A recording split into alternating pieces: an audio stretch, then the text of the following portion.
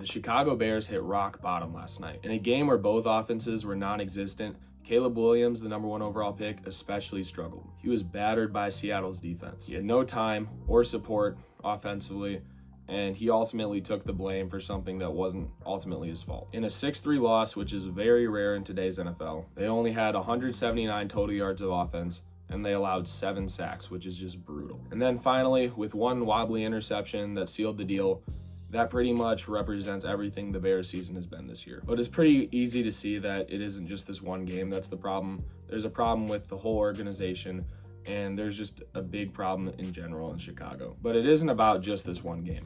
Real quick, make sure to like and subscribe. It really helps. Overall, this is about how the Bears are setting up Caleb Williams to fail from the start, and how dysfunction, instability, and just overall problems have made it nearly impossible for Caleb Williams to succeed. And now, let's get into it.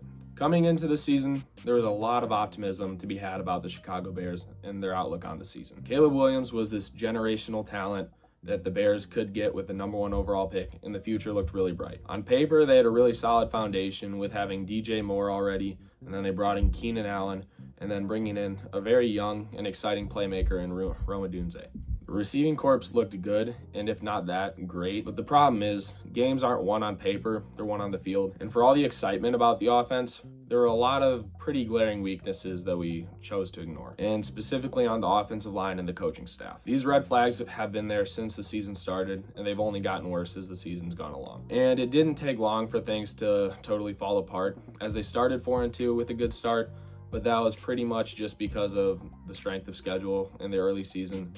And then from there, things pretty much fell apart, and they haven't won a game since. And despite Caleb Williams having many weapons, like I said, and DeAndre Swift, which is a very talented running back, the offensive line has been horrible from the jump. Through 16 games, Caleb Williams has taken 67 sacks, which is the second most in history.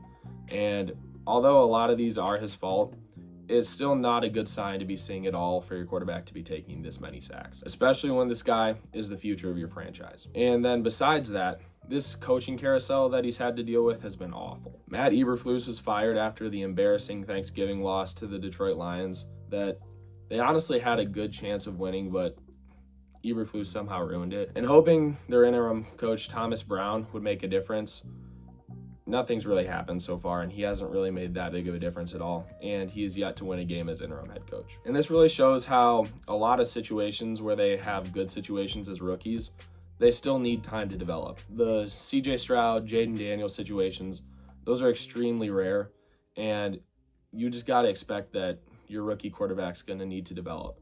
And Caleb Williams, he showed a lot of flashes of talent, but he, like many other quarterbacks, I feel, just needs time to develop. And while he is a very talented player, and I think he'll be fine in the future, this kind of shows you can't really put the weight of your whole organization on a 22-year-old kid and expect things to pan out. Now, moving to last night and talking about the Seahawks game, that was an absolute disaster. A 6-3 loss may be acceptable in some circumstances, but last night it was pretty bad. It was an offensive embarrassment where the Bears only mustered up 11 total first downs, and they could not move the ball at all the entire game. And the only time where they started to move the ball at all was towards the end of the game, and ultimately that didn't really matter. Caleb Williams was sacked 7 times, and the game ended on a very wobbly pass that turned into an interception by Reek Woolen, and that put all their hopes in the dumpster. The problem, though, wasn't just the interception.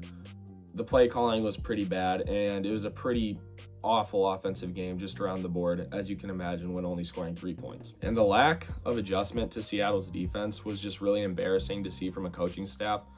And also, they had an offensive line that just crumbled under any sort of pressure the defense sent. Williams did take responsibility for this offensive performance after the game, but the reality of this situation is that there's very few quarterbacks around the league that could succeed under these circumstances. And moving on to the bigger picture, it isn't really just the team as a whole right now. The organization as a whole is really dysfunctional. And the Bears have been dysfunctional for years, and now it's really hard to see that, especially considering they might be jeopardizing Caleb Williams' career. Just looking at some comparisons in the NFC North, Jared Goff, he had plenty of time to develop, and then even when he had a pretty bad ending in LA, the Lions were with him, and they were willing to just allow him to grow under their system. and they gave him the time he needed to turn into a good quarterback. And then also Jordan Love, he had plenty of time to develop as well. And I think Caleb Williams, like, these aren't bad quarterbacks. Like, oftentimes quarterbacks will need time to develop if they want to actually pan out. And Caleb Williams, I just think they got to stick with him for a couple years and expect that it's going to be a process, because you aren't getting a 30-year-old vet at quarterback. You're getting a 22-year-old rookie, and you just got to trust the process, and then you just got to take the time to develop him properly. But the Bears could be ruining that process, because with a new coach every single year, and there's been multiple coaches this year, and they're going to get another one next year, like offensive coordinator changes. It's just been a mess. And consistency is a very important thing for development of quarterbacks, and there's just been absolutely none of that in Chicago. And the longer this goes on, the more it hurts Caleb Williams and really the Bears' future as a whole.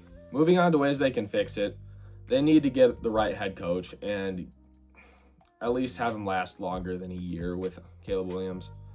They need, ideally the perfect signing would be Ben Johnson, but really they just need to sign an offensive-minded head coach, unlike Matt Eberflus. And they just need to have a guy who knows how to develop quarterbacks and kind of take Caleb Williams under wing. Next, they need to build an offensive line, whether that's the draft or free agency. Caleb Williams cannot be taking 75 sacks a year and expect decent results. Like, he needs more time.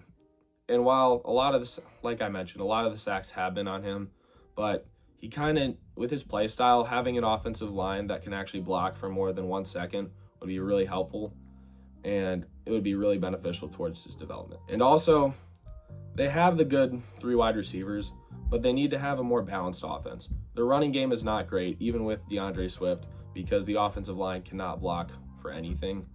And so they need to get a guy that can complement Swift and also some decent run blockers, because a good run game is something that can definitely help Caleb Williams. And finally, sort of like the Lions, they have to overturn the culture in Chicago. Like, it's just been a dysfunctional mess for a long time now, and they need to bring in some guys that'll just change the culture and really just get this boat on a new path. So things are a mess right now, but there's definitely hope, because Caleb Williams, he has shown a lot of flashes. And that's going to be pretty much it for this video, guys. And if you like the video, please like and subscribe down below, because it means a lot to me and it really helps these videos get out there. So that's going to be it. See you next time.